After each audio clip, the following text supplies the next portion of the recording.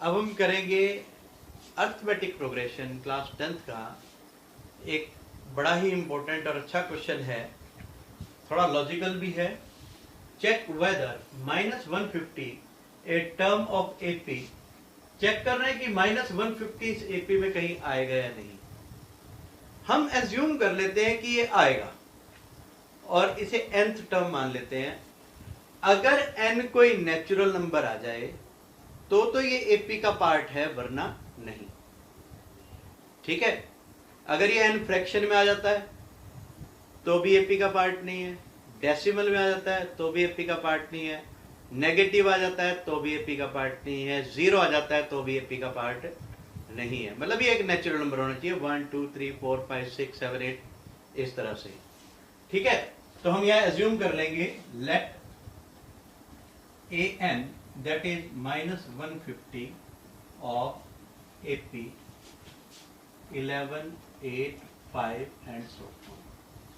ठीक है जी, AP में हमें देखा है A 11 हो जाएगा, D की वैल्यू कितनी हो जाएगी 8 - 11 -3। ठीक है जी, अब क्योंकि हमने an इसे माना तो an is equal to -150। an की वैल्यू क्या होगी a plus n-1 into D. Formula लगा देंगे इधर तो वैल्यू उसकी हमने मानी रखी है 150 माइनस का। a की value 11 plus n-1 into D. D क्या है हमारे पास -3, ये रहा, इज इक्वल टू -150। पहले 11 को उधर ले जाते हैं, n-1 into -3 is equal to -150 -11।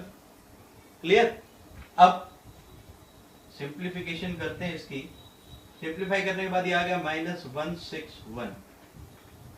अब -3 को भी उधर ले जाएंगे।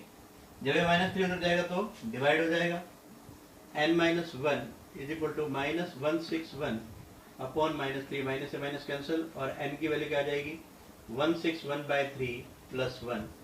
n की वैल्यू आ गई 3 एलसीएम 161 प्लस 3 दैट इज 164/3।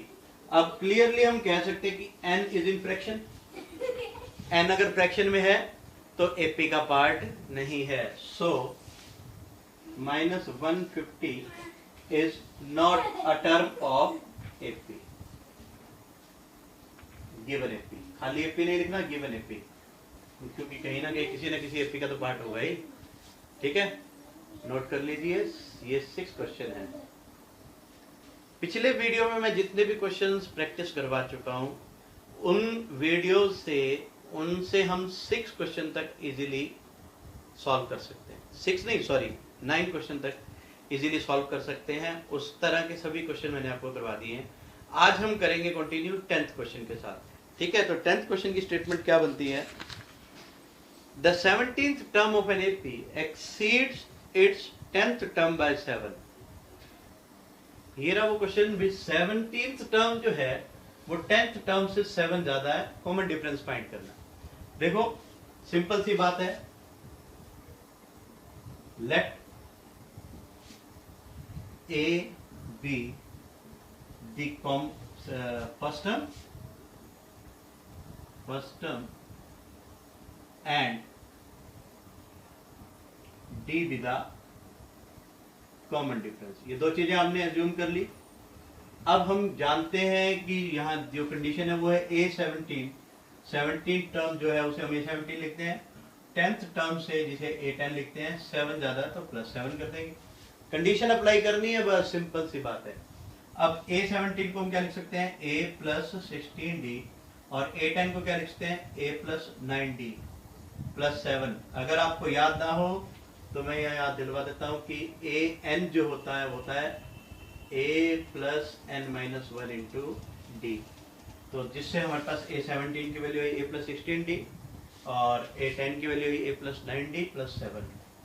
अब दोनों तरफ ये काट कैंसिल कर देंगे, 16D - 9D = 7, 7D = 7, 7 से 7 cancel, D = 1। So common difference is 1। Clear, note कर लीजिए। अब हम करते हैं 11 क्वेश्चन। 11th क्वेश्चन बहुत ही इंपॉर्टेंट क्वेश्चन है और बड़े ध्यान से बड़े प्यार से समझना आपने। इसका मैं एक शॉर्टकट मेथड भी बताऊंगा कि ये 10-15 सेकंड में भी सॉल्व हो जाएगा। उसकी नीड क्या है वो आप समझदार हैं कि आपके ऑब्जेक्टिव क्वेश्चंस आते हैं एक नंबर के, वहां उसे आप अप्लाई कर सकते हैं। फिलहाल स्टेटमेंट को हम सब्जेक्टिव वे से करेंगे। Which term of AP 3, 15, 27 will be 132 more then 54 term. कहने का भाव यह है कि इस एपी में जो 54th टर्म है उससे 132 ज्यादा वाली टर्म कौन सी होगी। ठीक है, तो हम क्या करते हैं, पहले हम एपी लिख लेते हैं। Given AP is in the solution, एक परफेक्ट वे में लिखना चाहिए। Given AP is 3, 15, 27 and so on, where first term a that is 3 and common difference कितना होगा, सेकेंड में से फर्स्ट माइनस कर देते हैं हम, 15 minus 3 that is equal to 12। ठीक है जी, अब हम कंडीशनली इसको सॉल्व करते हैं। लेट an is 132, एक जनरल टर्म ले लेते हैं हम, जनरल टर्म को हमेशा an से लिखते हैं, is 132 more then it's 54th term. ठीक है, अब आप इसे सिंप्लीफाई करते हो। पहले इससे एक रिलेशन निकाल लीजिए। रिलेशन क्या होगी, an is equal to 132 more than a 54। बात क्लियर। क्वेश्चन की कंडीशन है जो nth टर्म है वो 132 मोर देन है 54 टर्म। ठीक है, तो an के लिए हम क्या लिखते हैं, a plus n minus 1 into D. 132 plus a 54 को लिखेंगे a प्लस 53d, a से a cancel, n minus 1, d की वैल्यू 12, 132 प्लस 53 इंटू डी की वैल्यू 12। सिंप्लीफाई करते हैं इसे भी हम। n माइनस 1 साथ में 12 पड़ा है, 132 एज इट इज, 12 3 को मल्टीप्लाई करोगे 36, 12 5 60, 60 और 3 6 36। ठीक है जी, अब n माइनस 1 और 12 एज इट इज, इन दोनों को ऐड करोगे कितना आएगा, 768, और n minus 1 is equal to 768 by 12, 64 आ गया। पर हमें n की वैल्यू निकालनी है तो ये माइनस 1 है, उधर जाके प्लस हो जाएगा, 64 plus 1 is equal to 65। So 65th term is 132 more than 54th term। है ना, बड़ा इजी।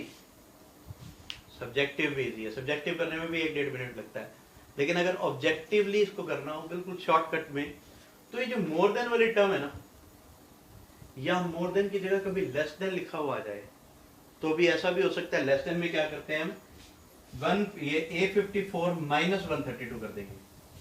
ये आपका वर्क है। एक क्वेश्चन होगा आपके लिए, यहां मोर की जगह लेस देन कर दीजिए। ठीक है जी, ये तो आपका क्वेश्चन होगा, इसको करके देखना है आपने। अब मेरा क्वेश्चन था कि इसे इजीली मतलब बिना सॉल्व किए कैसा किया जाए, तो मैं आपको बता देता हूं। ये जो 132 है इसे कॉमन डिफरेंस से डिवाइड कर दो। 132 को कॉमन डिफरेंस 12 से डिवाइड करोगे तो कितना जाएगा, 11। ये जो आता है ना, मोर देन आ जाए तो इसमें ऐड कर दो, लेस देन आ जाए तो सब्ट्रैक्ट कर दो, है कि नहीं। अब ये 54 को देखकर आप क्या कहोगे, मैं आपको मोर देन की जगह या लेस देन दिया है, चलो ये क्वेश्चन मैं बता देता हूं, एक क्वेश्चन और लिख देंगे आपके लिए। तो 54 है, यहाँ पर 54 है और यहाँ 132 है। मोर की जगह मैंने क्या कर दिया, लेस करने के बाद क्या करेंगे, जो डिवीजन करने के बाद 11 आया वो इसमें से माइनस कर देंगे 54 में से, और हमारे पास क्या आ जाएगा, 343rd टर्म। आई बात समझ के नहीं। फटाफट पॉज करके इसे नोट कर लीजिए और मेरी तरफ से मैं एक क्वेश्चन लिख देता हूं यहाँ पर, जो आपने करना होगा, और ये भी बताना है कि आपने कितने सेकंड्स में किया। ठीक है, आंसर जब लिखेंगे ना, तो जैसे आपने 10 सेकंड लिखा तो आंसर 10 इन 10 सेकंड्स और जो भी आएगा। ठीक है, कहीं मैं जो क्वेश्चन दूँ उसका आंसर रिटर्न ना हो। चलिए मैं एक भी बदल देता हूँ यहाँ पर 18, 23, 28 will be 125 more than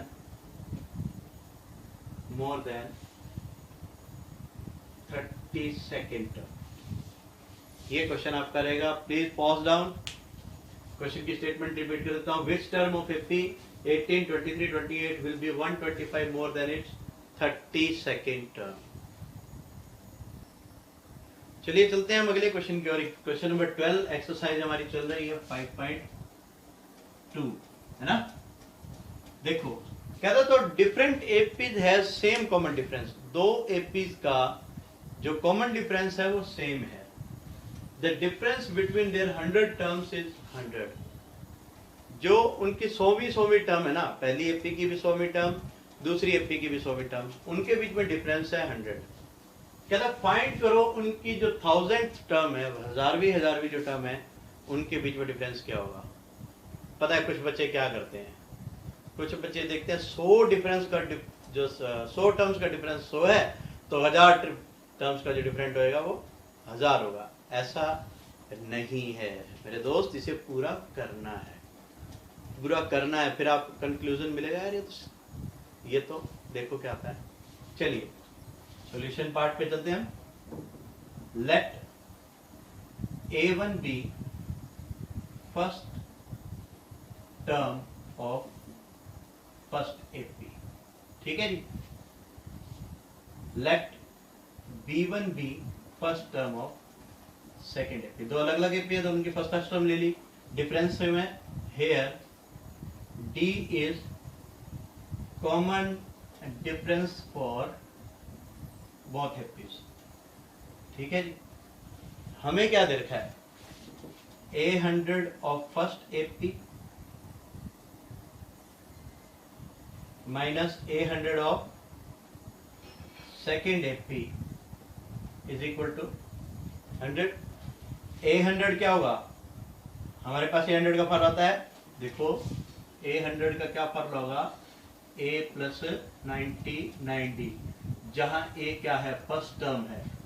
तो यहाँ फर्स्ट एपी की जो 100 टर्म है उसके लिए फर्स्ट टर्म क्या बनेगी, A1 प्लस 99D माइनस करेंगे इसको B1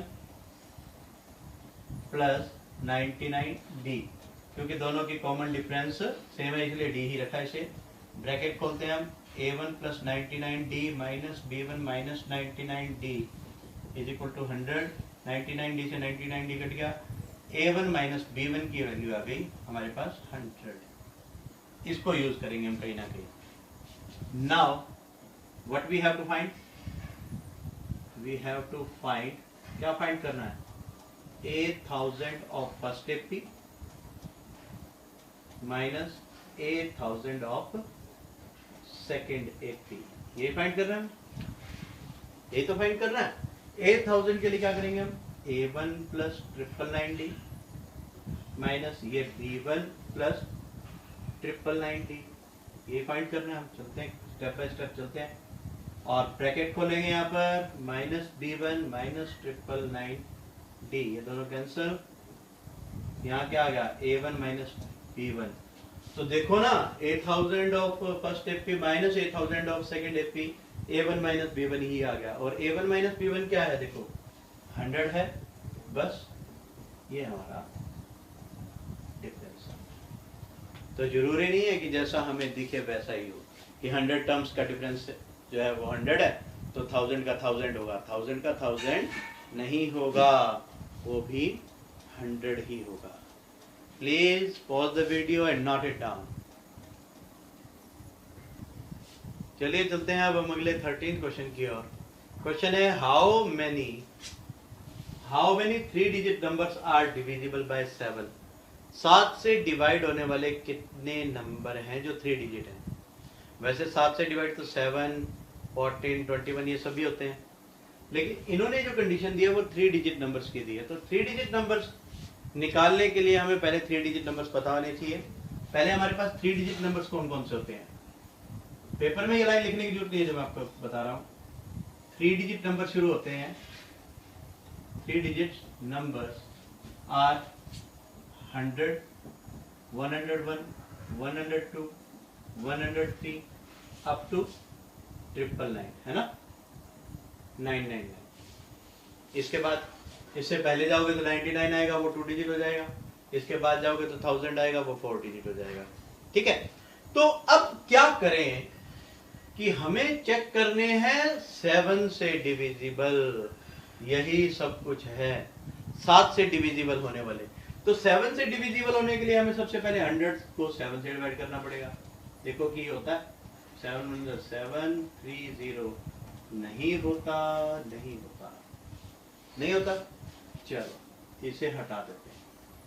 अब 3 के साथ क्या लगाएं कि ये डिवाइड हो जाए? यहां तो एक्चुअल में 0 है। 7 देखो किस यहां पर क्या आए कि कट जाए, यहां तो 3 रहेगा ही रहेगा ऑब्वियसली। तो अगर मैं इसके साथ 5 लगा देता हूं तो ये 35 पूरा पूरा डिवाइड हो जाता है। यानी कि 100 की जगह क्या होना चाहिए था? 105। तो नंबर्स डिविजिबल बाय 7। तो सबसे पहला नंबर जो 7 से डिवाइड हो रहा है वो कितना है?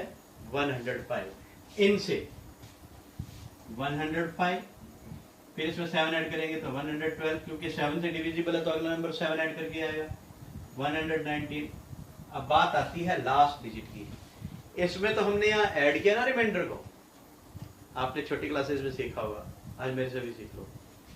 इसमें तो ऐड किया है, उसमें हमें सब्ट्रैक्ट करना पड़ेगा। जो भी रिमाइंडर आएगा उसे सब्ट्रैक्ट करना पड़ेगा लास्ट डिजिट निकालने के लिए। 999 को हम करेंगे 7 से डिवाइड, 7 2 9 7 4 28 19 7 2 14।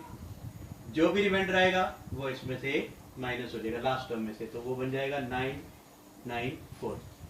999 में से 5 माइनस कर देंगे ताकि ये 7 से डिवाइड होने वाला नंबर निकल सके। ये जो 994 निकल रहा है, ये कौन सा निकल रहा है? जो नंबर 7 से डिवाइड हो सकता है। इसके बाद कोई भी 3 डिजिट नंबर ऐसा नहीं है जो 7 से डिवाइड हो सकता है। विश्वास नहीं आता? चेक कर लेना, ठीक है। चलिए अब आपको काउंट करने ये कितने हैं। अब देखो काउंट करने का क्या तरीका होता है। 105, 112, 119, फिर 126, ऐसे काउंट करोगे क्या? मैथ पढ़ने वाले बच्चे हो बॉस। ए हो गया 105, ए पे मिल जाए तो हम नंबर ऑफ टर्म्स निकाल सकते हैं इजीली। सबसे पहले कंसेप्ट में यही था 105, डी 112 माइनस 105 दैट इज 7, और ए एन है हमारे पास 994। ठीक है, तो A N is equal to हो गया हमारे पास 994, और ए एन का फॉर्मूला लगाएंगे यहाँ पर A plus N minus 1 into D equal to 994। ठीक है जी, समझ आ रहा है। n की वैल्यू 105 प्लस n की वैल्यू तो निकाल दी हमें, d की वैल्यू कितनी है? 7 इज इक्वल टू 994। 105 को उधर ले जाएंगे, n minus 1 into 7 is equal to 994 minus 105। n minus 1 into 7 is equal to 14 minus 9, 5 9 होता है, 8 आएगा यहाँ पर, और 8 माइनस 1 7, 9 माइनस 1 आएगा 889। ठीक है जी, अब 9 minus 1 is equal to 889 by ये 7 की टेबल पे कटोगे, 7 1 7, 7 टू द 14, 7 7 द 49। n की वैल्यू आ जाएगी 127 plus 1 128। So number of 3 digit numbers जो भी हैं वो 128 आएगा। प्लीज वीडियो को पॉज करें और नोट करें। अच्छा चलो, ये तो क्वेश्चन हो गया एनसीईआरटी का, है ना।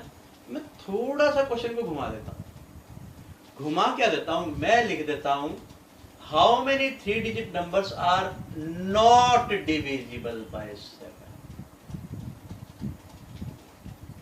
Not divisible by 7। किसी को आंसर मिला? देखो मैंने तो आंसर देना ही है, फिर भी आप में से किसी को आंसर मिला बात करते करते? देखो बता देता हूं, ये है सारे 3 डिजिट नंबर्स। और ये हैं 7 से डिविजिबल वाले। 7 से डिविजिबल वाले कितने हैं? 128 है ना। और सारे कितने हैं वो चेक कर लो एक बार, सारे कितने हैं देखो। 999 तक तो हो गए जी, 1 से लेके 999 तक। 999 अब 100 से पहले कितने होते हैं? 100 से पहले कितने होते हैं? 99। वो 99 माइनस कर देते हैं हम 2 डिजिट वाले और 1 डिजिट वाले, बाकी रह गए 900। ये कितने हैं? 900। टोटल है 900 और 7 से डिविजिबल ये हैं। बाकी जो बच गए वो कितने होंगे? कितने होंगे? Not divisible by 7। याद रखना, ये बड़ा इंपॉर्टेंट क्वेश्चन है। पेपर में अगर किसी एग्जामिनर ने घुमा के भेज दिया तो घूमने का नहीं, सीधा पहले इसको सॉल्व करने का, इसमें से इसको माइनस करने का। इसके और भी लेवल के क्वेश्चन बन सकते हैं, आगे की वीडियोस में हम करेंगे। फिलहाल आप इसे नोट कर लीजिए। और 14th क्वेश्चन मुझे पता है आप अपने आप कर पाएंगे, तो 14th क्वेश्चन करना आप, और मैं चाहता हूँ इजाज़त। फिर आगे से हम करेंगे क्वेश्चन नंबर 15 ऑनवर्ड्स करेंगे, ठीक है। और नेक्स्ट वीडियो में हम 5.2 पूरी तरह से वेल डन कर देंगे। Thank you, have a wonderful time, God bless you all.